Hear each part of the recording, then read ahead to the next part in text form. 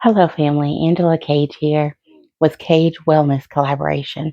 And this is part three of the series Community, Village, and the Inner Circle. In part one, we talked about community and defined it and provided some examples. In part two, we talked about the village. We defined what the village is and also provided some examples. In part three, I wanted to spend a little bit more time with the village and some items of consideration when it comes to the village. The first thing that I wanted to talk more about in relation to the village is who is not always a part of the village. So in the previous video, I kind of talked about village being a family, if you will, but your family, your blood family is not always a part of your village. And I think that's important to understand because sometimes, even though we're connected by blood to our family, and it may be our moms or dads, sisters, brothers, aunts, uncles, cousins, whatever that familial relationship is, but sometimes for whatever reason, our families don't have our best interests at heart. And if they don't have our best interests at heart, and if they are not doing things to support us, to uplift us, to encourage us, and to really help us get to our next level, then they're really not a part of the village and they don't need to be. Because again, as I told you in part two, you get to decide who is in your village. You decide who you're going to count among you as reliable and dependable, who's going to be there for you in your time of need. And you get to decide that based on what people show you. So again, family is not always a part of the village. Just because they're related to you does not mean that they have your best interest at heart. If you constantly feel like they tear you down, they go out of your way, they go out of their way to put you down, to point out your flaws. And I'm not talking about constructive criticism or something that's really intended to bring something to your awareness and assist you with working on it. I'm not talking about that, but I'm talking about in every situation, always constantly pointing out what's wrong with you, what you did wrong, what you do wrong, everything that they come at you with is negativity. That's not what you want in your village. You want positivity in your village, although you do want someone who is going to challenge you to help you grow and develop. That doesn't involve tearing you down at every turn. So it's important to know the difference.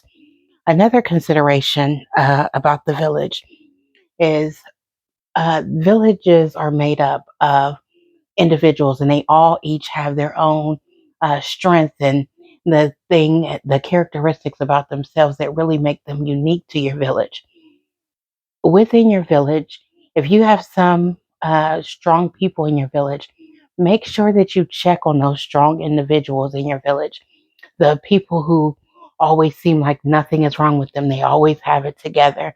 They don't necessarily struggle with anything. Check in with them. Just reach out and say, "Hey, how you feeling? Hey, excuse me, I just want to check on you, and just see how things are." Check on them because a lot of people don't check on the strong people in the village.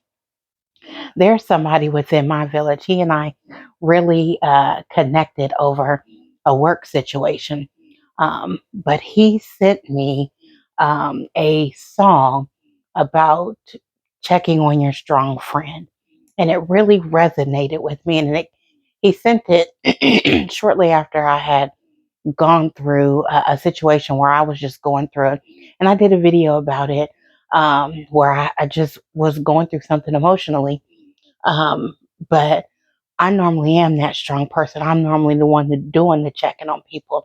But it is nice when you are the strong person to have somebody, think of you in that way to say, "Hey, I'm going to reach out and I'm going to check on them." They don't always have to be the strong one. It's not always up to them to, make sure the community keeps going or the village keeps going or everybody stays intact. Like we all have a responsibility to each other.